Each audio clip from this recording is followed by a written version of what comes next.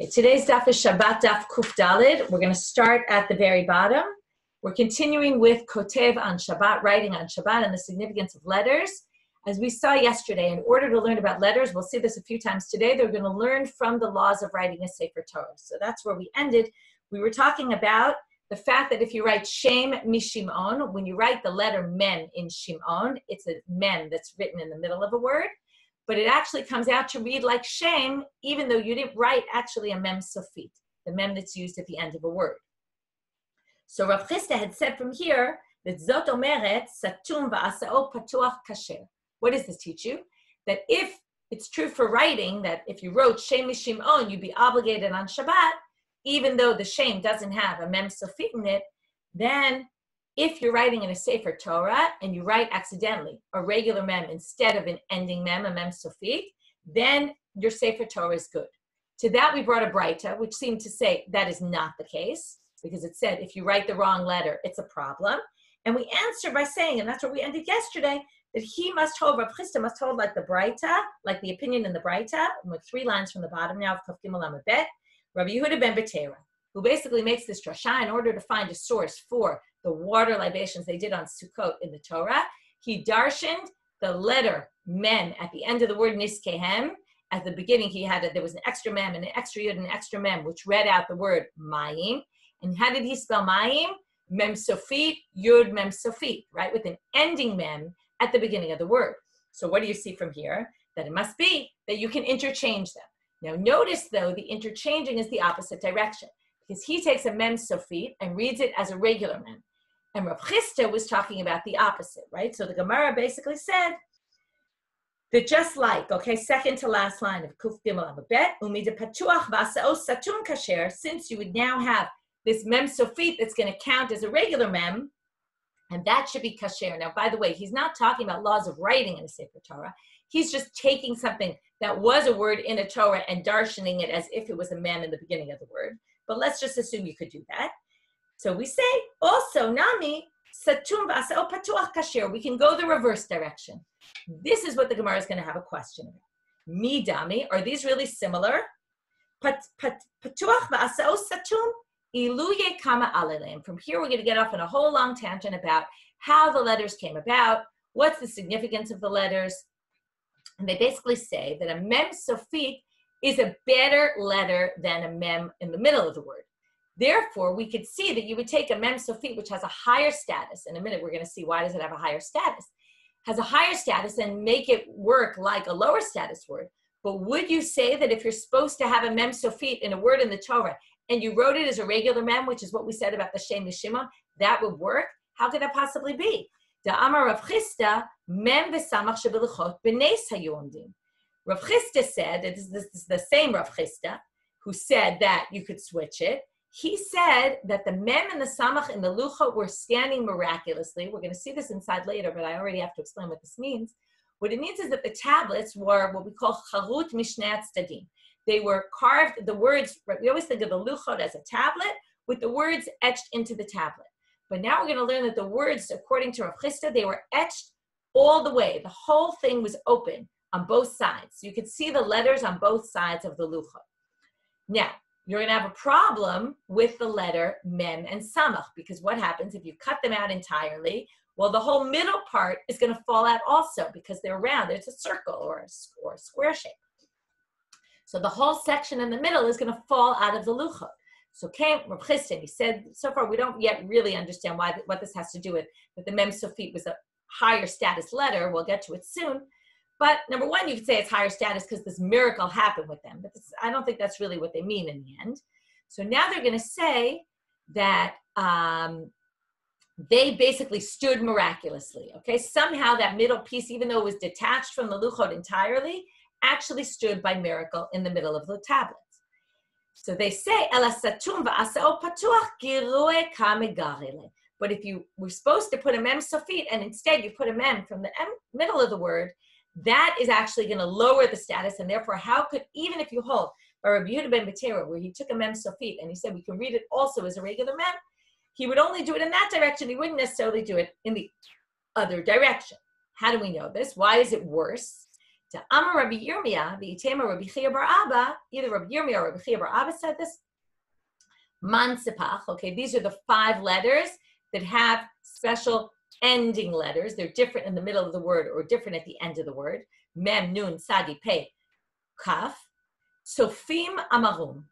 It was the Nevi'im who came up with these letters, okay? Now, but we're going to learn if the Nevi'im came up with it, and if the Mem and the Samach stood miraculously in the Luchot, what does that prove?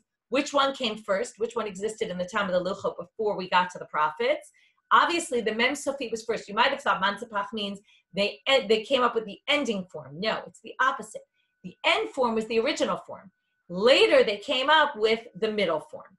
So basically, if you say that, then to write the wrong thing in a Sefer Torah, as long as you wrote the Mem Sofi, you're in good shape because that was the one that was written the earliest. But if you were supposed to write a Mem Sofi and you accidentally wrote a Mem like Shem Shimon, where you want to say Shem is actually a word, but it has a Mem from the middle of the word in it instead of from the end of the word, that wouldn't be kosher in a Sefer Torah according to this because you're actually lowering the status because you're using a letter that was a much later invention. So the Gemara is going to reject this whole theory. Okay, the theory is that in the beginning, there were Mem only Sofiot, and for all the other letters also, but the Mem is what's interesting us right now. And later, they added the other ones. So they say, B'tizbera, v'haktiv, Eila hamitzvot. This is a pasuk from Vayikra Kaf Zayin. Eila hamitzvot asher tzivah Hashem et Moshe el b'nei Yisrael b'Har Sinai. These are the laws that God commanded Moshe at Har Sinai. What are they darshan? She'en hanavi rashai l'chadesh davar me'ata. You can't have Nevi'im. This is a very interesting thing, that you can't have prophets coming up with new laws, okay? We don't accept new laws from prophets. So what do you see? If they can't create new things, because everything was given to Moshe at Sinai. Now, obviously, we have an issue because what do you mean? Most of what's in the Gemara wasn't given to Moshe at Sinai. But there's a difference between, first of all, a Navi and a Chacham. A Navi is not allowed to come and say, God told me that we're supposed to change this mitzvah. Okay, that's not what the Navi's job. So therefore, if the Navi can't create anything new, then how did the Nevi'im create this Mansipach? Can't possibly be. It must have existed before. Ela mehave hava. It really did exist before. Now, if it existed previously, then that rejects our question against Rav Chisda, because then according to Rav Chisda, we said, how could you say that? You're going down a level. But if really it existed before, then you're not going down a level by writing the Mem from the middle of the word instead of a Mem at the end of the word. So mihave havai. But we still have Sofim Amarum, so Sofim or Nevi'im, prophets. So what does that mean if they didn't create them? Well, Meida lo hava yadinan heva emtza teva heva sof teva. There existed Mem, 2 types of Mems. We just didn't know which is the one that's supposed to go in the beginning of the word and which is the one that's supposed to go at the end of the word. Again, it's not just Mem, it's Nun, Sadi, Pei, and Kaf. All these existed, they just didn't know what. And Atut Sofim Takninu. So came the Nevi'im and they said, this one's going to go in the middle of a word, this one's going to go at the end of a word. But the Gemara doesn't like that either, because they say, that's still, they're creating something. They're deciding something that they're not allowed to decide about. Ela, so what do they say? It was clear from the beginning which was supposed to go where. It was just at a certain point, people forgot them, and the Nevi'im came, the prophets, and they reestablished what was established before, and therefore they're not creating anything new. They've just reestablished it, and therefore they say that's the case. Someone asked right now, I was going to mention this, why does it say Mansipach? It's not in the right order. You would think that they would go in alphabetical order. So one explanation I wrote was that Mansipach sounds like Tzofim. They wanted it to sound like, although it's not exactly, it's not the best proof, because then the Mem should have come at the end. Yeah, so I don't really know why they did it. It's not the best proof, but they wanted it to sound somewhat like Tzofim, Mansipach Tzofim.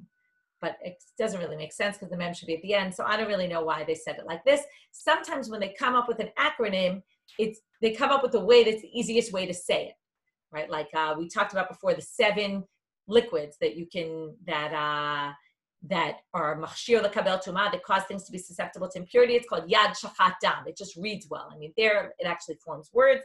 Here it doesn't really form words, but I guess maybe it was just an easier way to say it than saying it some other way. I assume that's why. Gufa. Now we're going to go back into this luchot.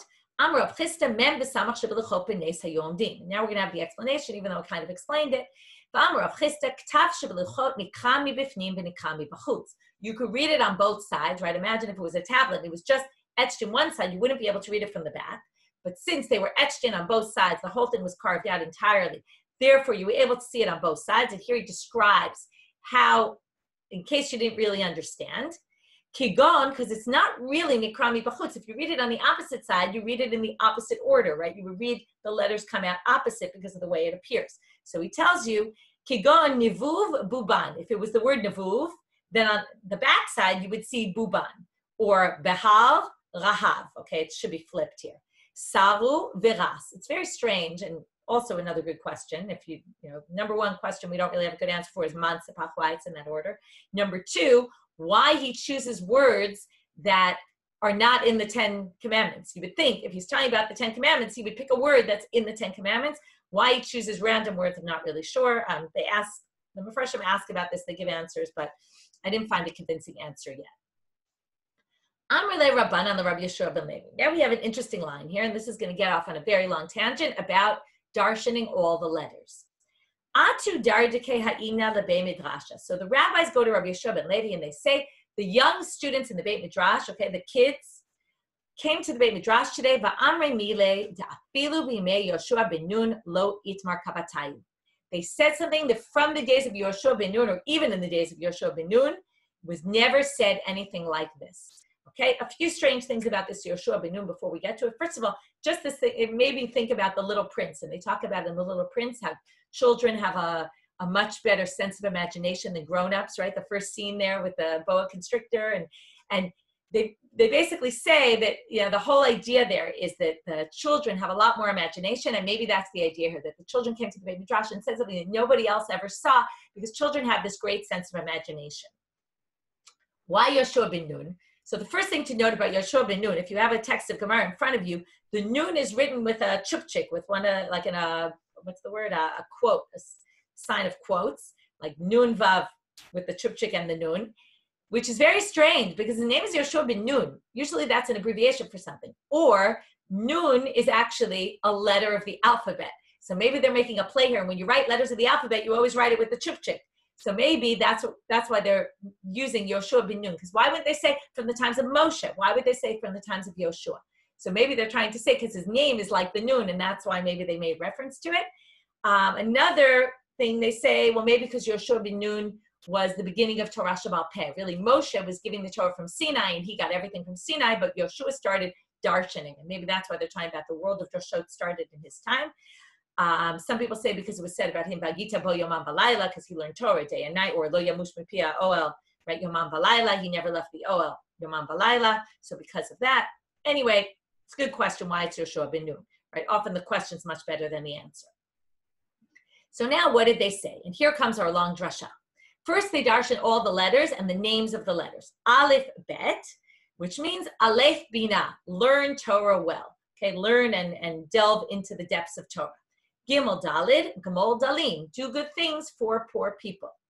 My time up, Pshuta Kare de Gimel. Now we're going to darshan not only the names of the letters, but right, obviously there's an issue if it all comes from the Greek, alpha, beta, right? This is really just the world of drasha.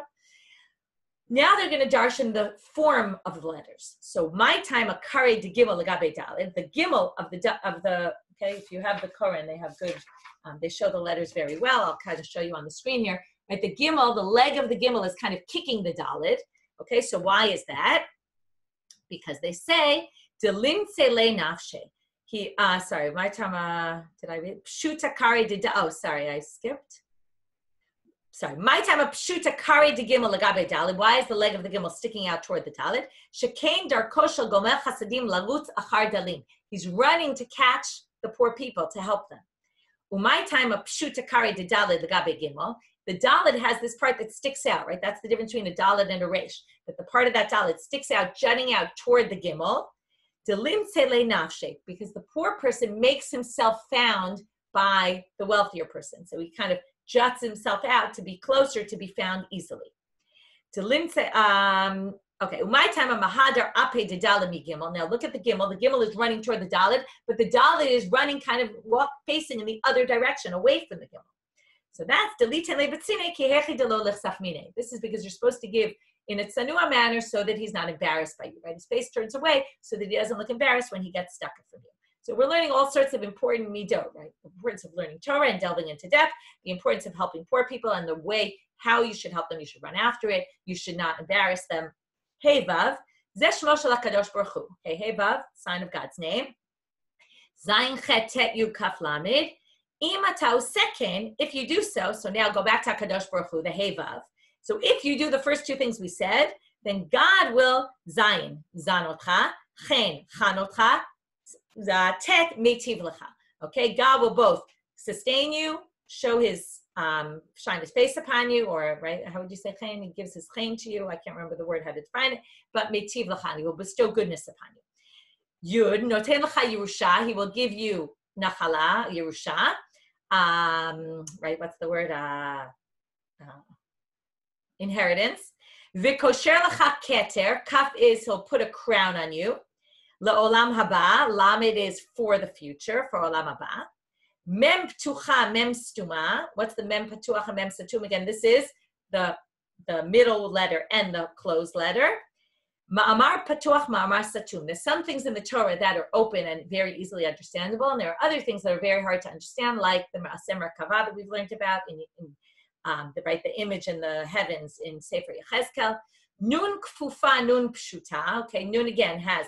This we saw yesterday, Kfufinim Pshutim. Kfufinim Pshutim are the letters that are the Sofiot, not the mem. The mem is Patuach and Satum. But the Nun and the Kaf and the Tzadi and the Pei are both bent and straight, right? Depending on if they're the Sofiot, the ones that go at the end are straight, whereas the other ones are bent in a bunch of places.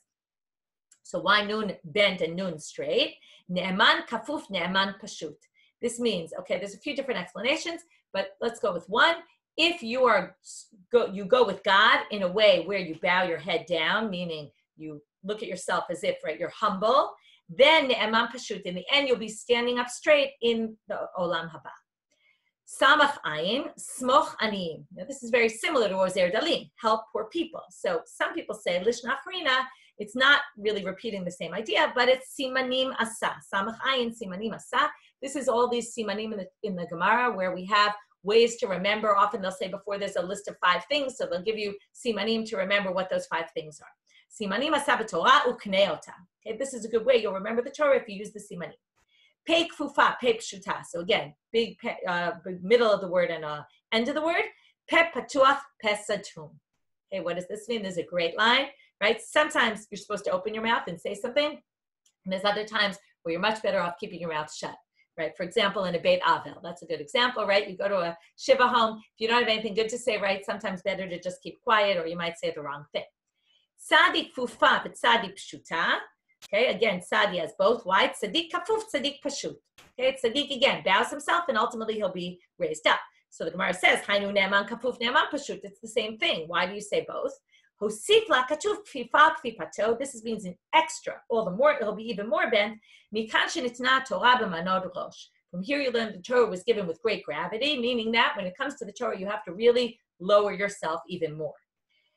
Kuf, kadosh, resh, rasha. Now we have a nice image of the kuf and the resh. We have God standing right next to the rasha. Okay, which you wouldn't expect, right? But here you have it. Umay time, and now they're going to darshan this, but they're going to darshan this in a way of a euphemism. It's not going to really be, it's going to be the opposite of what it really is, because I don't want to say it the way they really mean it. My time a mahadre tage de kuf legabe resh. Why is the kuf, right, this part is actually, this, sorry, I skipped. My time a mahadar ape de kuf meresh. Why is the kuf turning away from the resh? Now, it's not true, it's the opposite. The kuf, okay, I'll show you again in the Koran, the kuf is facing the resh. It's the resh that's turning away, so what they're really trying to say is that the rasha is turning away from God. But what they're saying is, God is really turned away from the rasha, and for what reason? Amar Kadosh Baruch Hu, I can't look at the rasha, which really means that the rasha is saying, I can't look at God. Umay time a mahadre tage de kuf legabe resh. There's a little crown at the top. Okay, if you saw in the picture, there's a crown at the top. The crown, the top of the crown faces the resh. So why is the crown facing the resh? So here's a nice image. Amar Kadosh Baruch Hu, if he turns back, if he comes back to me and does tshuva, then I will give him a crown just like mine. Umay time akare de kuf tluya. Why is the leg hanging down, right? It goes below the line. Di hadarbe li'aya v'leo bahach. What is this? If he wants to do tshuva, I'm making it very easy for him to get in. Okay, he opens two places basically to make it simple for him to get back in. Misayele levish lakish amar rish lakish. Manda amar im leletzimu yalitu lanavim yitain chen.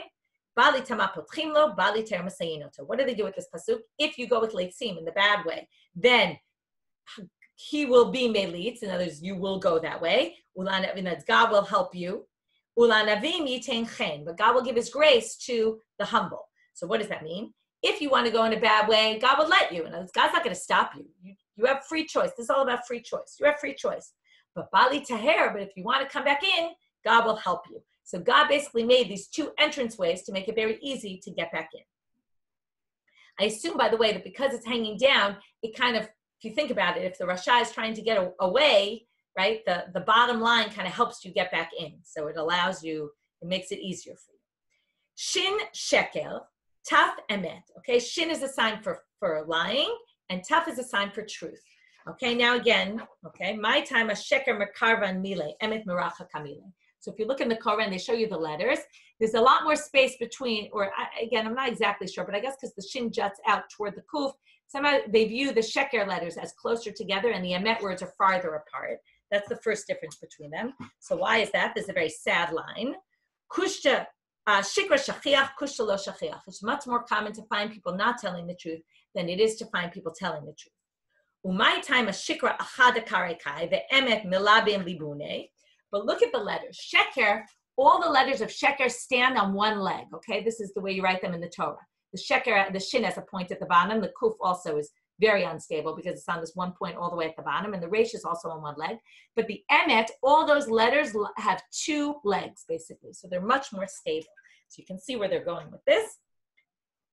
Kushtakai, right? By the way, emet melabim libune, it's like bricks that are piled on another, meaning they're very stable. Kushtakai shikra lokai, because truth stands and lies don't stand. Now they continue to darshan the letters, but in a different way. Now they do what we call atbash. These are different codes of the letters. So you take the first letter and you match it to the last letter, and the second letter you match it to the second to last, and the third to the third to last. So atbash, oti ta'ev. Now there's two ways to read this. Okay, oti ta'ev means if a rasha despises God, et avelo, as a question, I will want to go with that. I will search for him. No way. Or you can read it as a statement. Despite the fact that the rasha despises God, God seeks the rasha. Bash, bilo, and they're basically going to have the same thing for a few phrases. Betshin, bilo chashak, shmi yachul alav. He doesn't want me. My name is going to go upon him. Again, could be read as a question, could be read as a statement. My name will anyway go upon him. Gar, gufo timei al rachem alav. He impurified his body. I'm going to have pity on him, or in any case, I'll have pity on him. Dak, dal totaina ali, close the door. Karnavlo agadeh, I won't take off his horns. Ad kam midat rasha'im.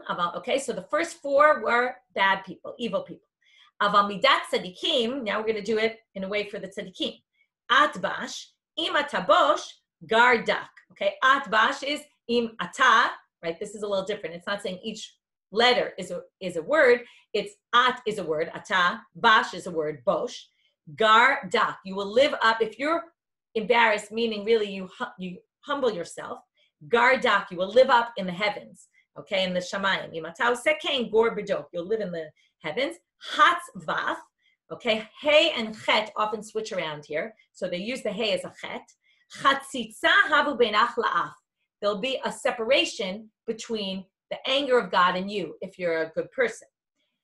Chastan, imatam izdazeh min satan. Oh, sorry, zachastan. Imatam izdazeh, zaz mizdazeh. If you are shocked from the satan, meaning you stay far away from the satan. Yam kol. Okay, so then what do we? By the way, how did they get to satan? Chas is the chet is a hey, and the samach is like a sin, which also switches around in these kind of things. So hasatan, so za hasatan.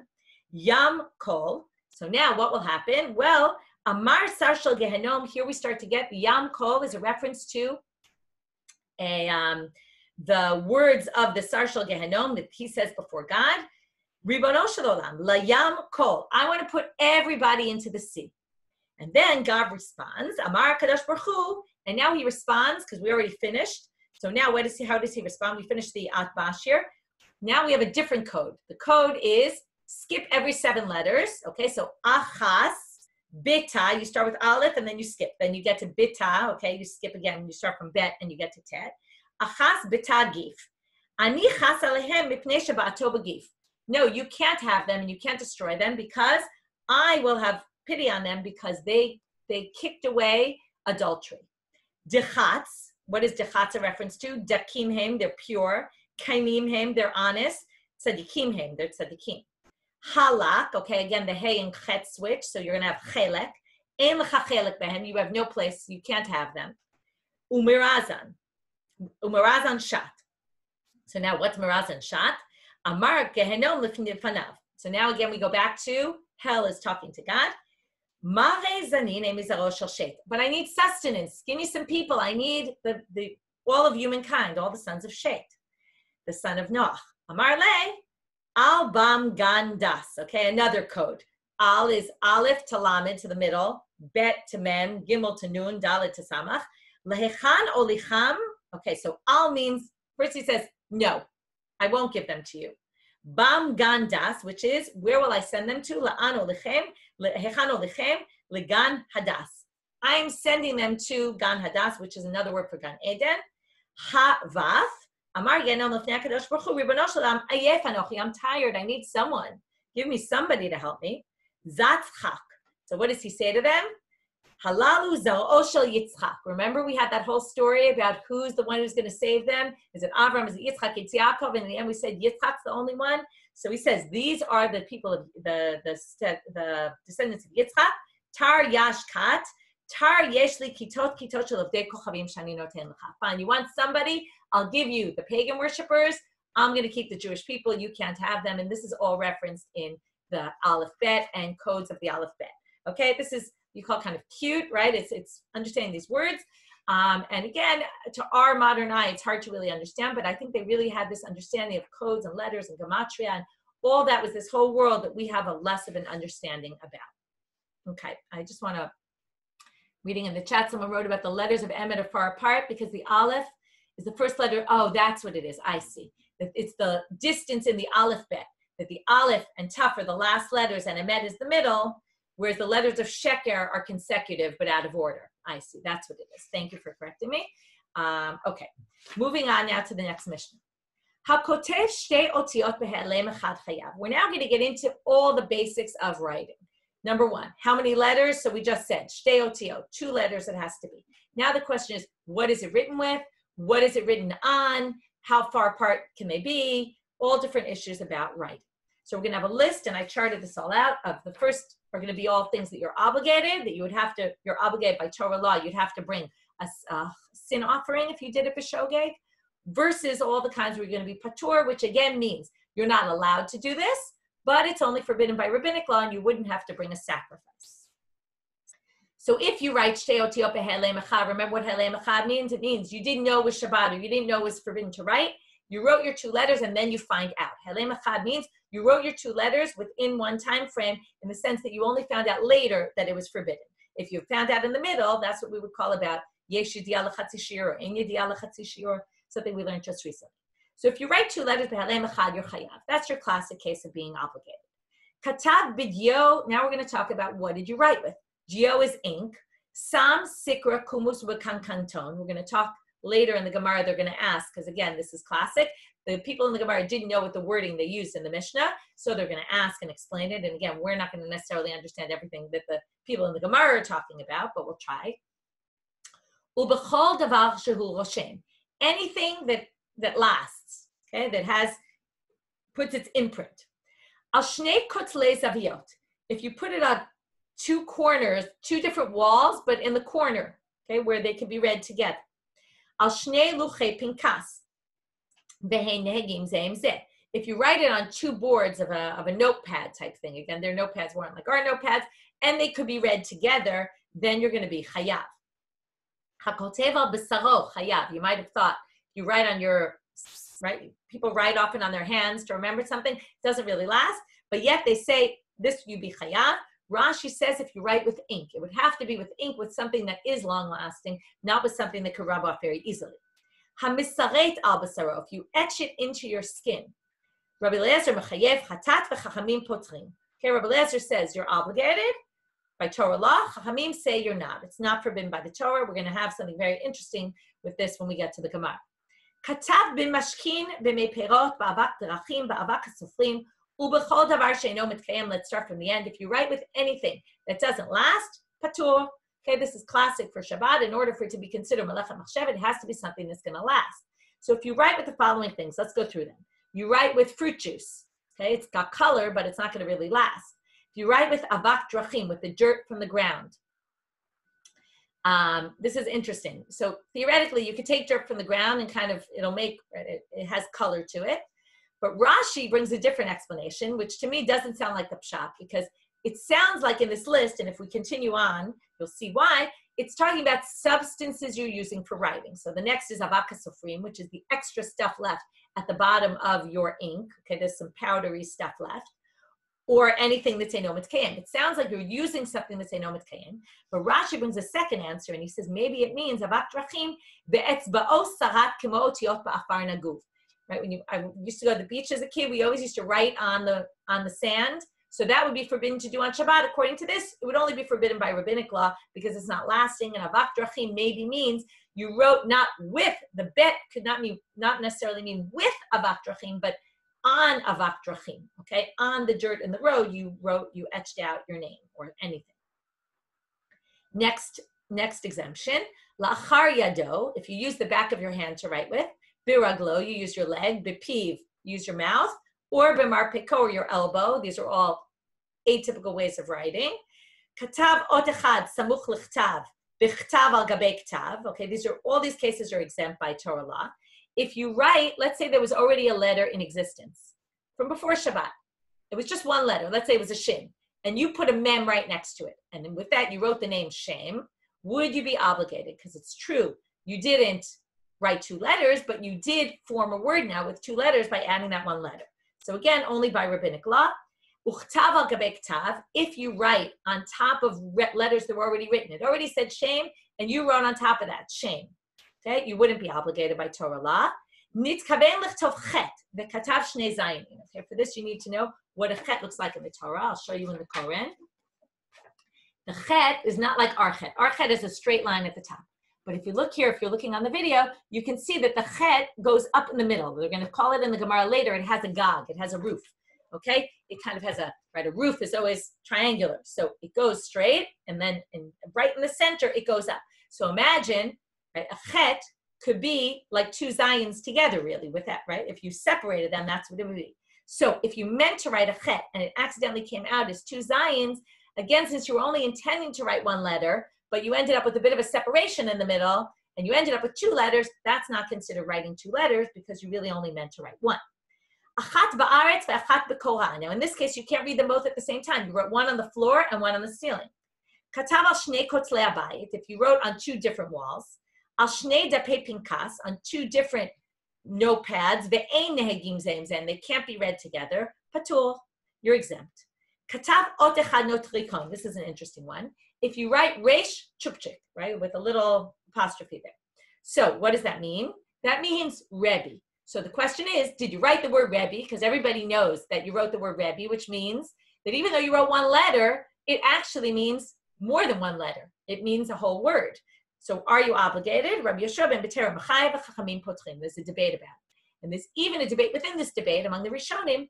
What if you wrote, according to this, so some say it means a whole word, so you're obligated. And some say, no, it's just a letter, so you're not, right? The Chachamim say it's just a letter, you're not obligated.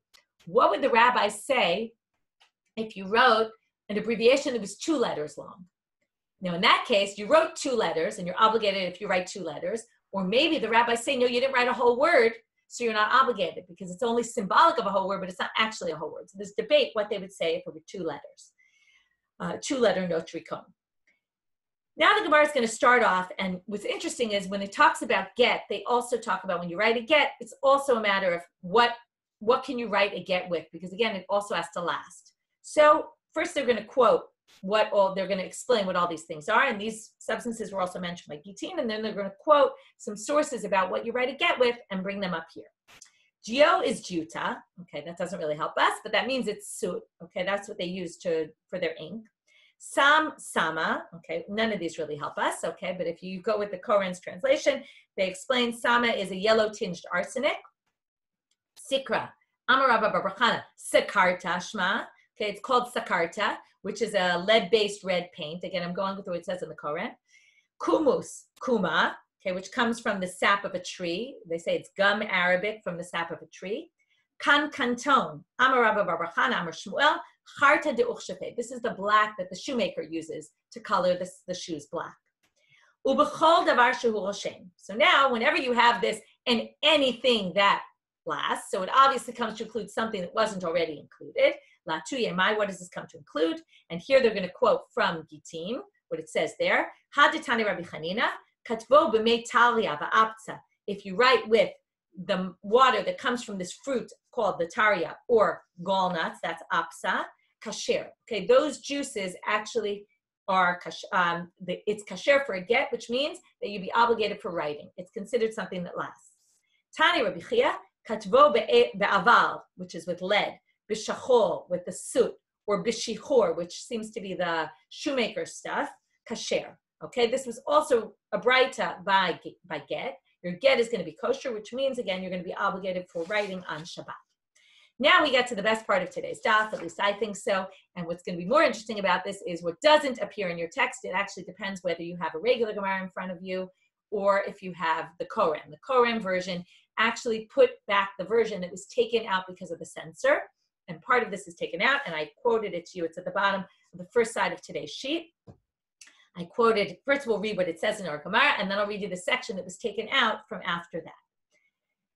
The Gemara starts off and says, HaMisaret al basaro. So we said if you etch something on your basar, so there's a machloket. Rabbi Eliezer says it's forbidden by Torah law. The Chachamim exempt you.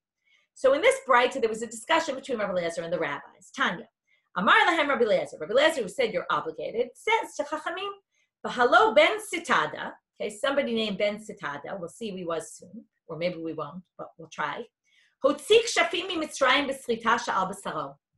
He wanted to get secrets of the Egyptian magic, right? We know they were famous for their magic, out of Egypt. Now, it was forbidden to take out, they would check you, customs check. When you leave the country, they check, make sure you're not taking out any magic, any of these spells or anything else.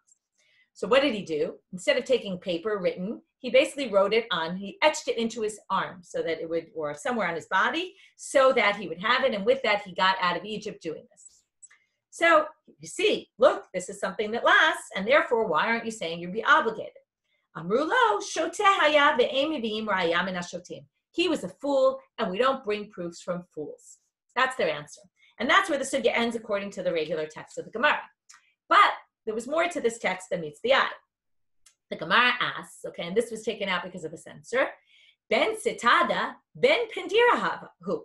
He's not Ben Sitada, and by the way, he appears in other sugyot, and also in those sugyot, they have this section, and it's also taken out. Ben Sitada, he was called Ben Pandira. His father was Pandira, not Sitada. So they're going to have three possible answers. The first is, Amar Rav Chisda, Baal Sitada, Boel Pandira. His mother's husband, his name was Sitada, but the one she slept with and gave birth to him was Pandira. So then they say, wait, but Baal, Papos ben Yehuda, her husband was Papos ben Yehuda, wasn't Sitada. Ella imo Sitada. They say, the mother, her name was Sitada. They say, what do you mean her name was Sitada? Imo, Miriam Magdala Se'ar Nashyahavi. Her name was Miriam Magdalene, who was the woman who braided people's hair. Now, who's that, right? What does this sound like? You can see where this is going. Sounds like Jesus' mother.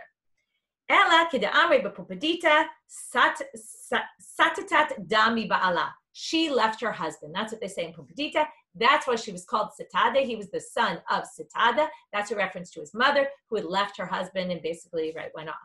So this seems to be a reference to Jesus. Some people think it is, and that's why they took it out because of the censorship. However, when this Ben Sitada character is mentioned, he's mentioned in connection with people who did not live in the time when Jesus was alive.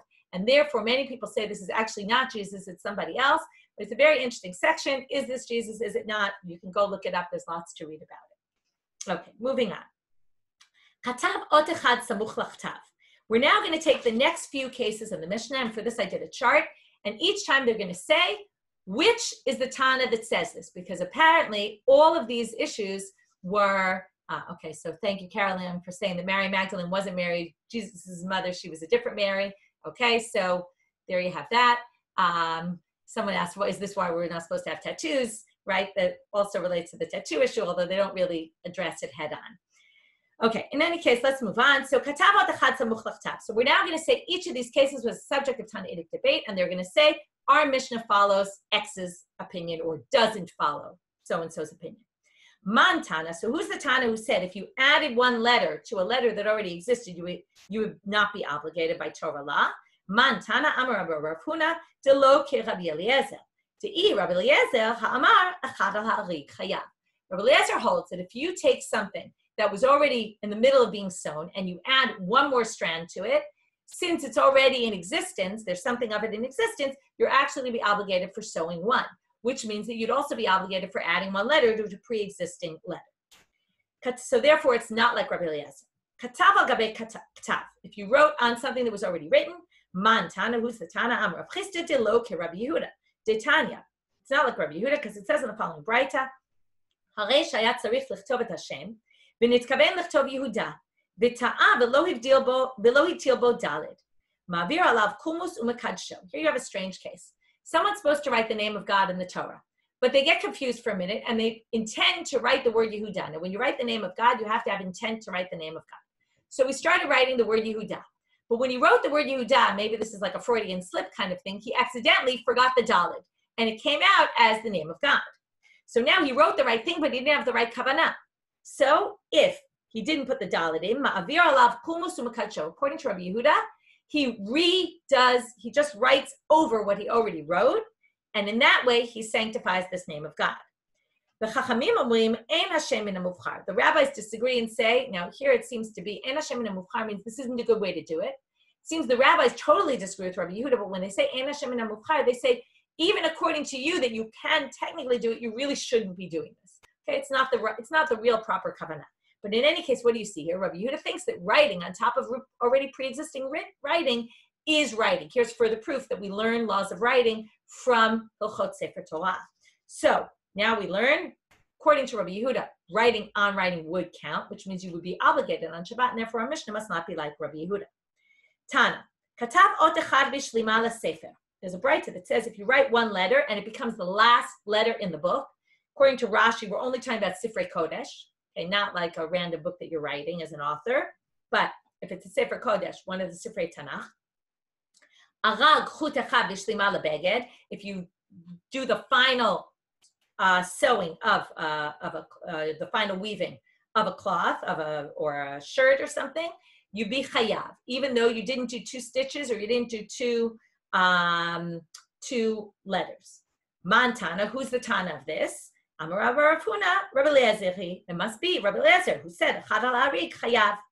But the Gemara is going to say, Rabash is going to say, not necessarily. Afilu tema Rabbanan lahashlim shani. Here, even the rabbis might agree because you actually finished something. And then it becomes a debate here. Is because you finished something, does that make it significant? And then according to the Meiri, you're obligated for writing or weaving when it comes to weaving. According to the Rambam, you're chayav because of makeh patish, because you put the final blow. So there's a debate about is it the final blow, or because you finished it, that gave that one thing that you did significance, and therefore you're obligated for that av malach. Am Rabbi Ami, Katavot Chabet Tiberia, Chabet Tzipori, okay, which are not terribly far. You could walk there on Shabbat, apparently. Chayav, Ktivahi. Okay, this is still called Ktiva. So the Gemara says, Ela shemachusar kreva. You're just missing bringing them together. But you wrote one there, Theoretically, you could just bring what you wrote from there to there, and you'd be obligated. But didn't we say, if you write in 2 different places and they're not read together, then you're exempt? So they say, there you'd have to do something to actually connect them. It's very hard. 2 different walls, you'd have to take apart a wall to move it over. But here, Lo mechusar hacha lo mechusar maaseh dekreva. You could just carry it from one to the other, and you could do it. Tana, higia ot echad chayav. So last part for today. If you correct one letter, you're obligated. So they say that's really strange. Hashta, right? That's a braita, but that braita makes no sense. Hashta katav ot echad patur higia ot echad chayav. How could, if you write one letter, you wouldn't be obligated by Torah law, but if you fix a letter, you would be? It doesn't make any sense. So we're going to have two answers. Amrav sheshet hacha b'mayaskinan kigon shenatlo legago shel chet v'asao shnei zayinim. If you fixed one letter in which you made two letters, you took out the middle part of the chet, which we said, now you make two zayins out of it, that's one correction that actually causes the writing of two letters. Or, Rava Amar, a different answer, kigon shenatlo letago shel dalid v'asao resh. If you took out the extra piece of the dalid and you made it into a resh, then what did you do? According to the Rishalmi, you actually erased the dalid and you wrote the resh. That's one possibility. So you're obligated. This is interesting because you're not necessarily, you didn't write two letters, but you erased one and wrote one. That's considered like two actions. Or theoretically, which is a little strange that you would say you'd be obligated that because they're each two different malachot. Or Rashi says it's because you finished a book. The book was, there was one correction needed in the Sefer and you corrected that thing, and then it becomes because you finished a book. Okay, and then again, it would be, is it makebet patish or is it writing, depending on where you fall in that machloket. Okay, with that, we'll finish for today, and we'll pick up with more issues about writing, finish the 12th parak tomorrow, and start the new parak. That's it for today.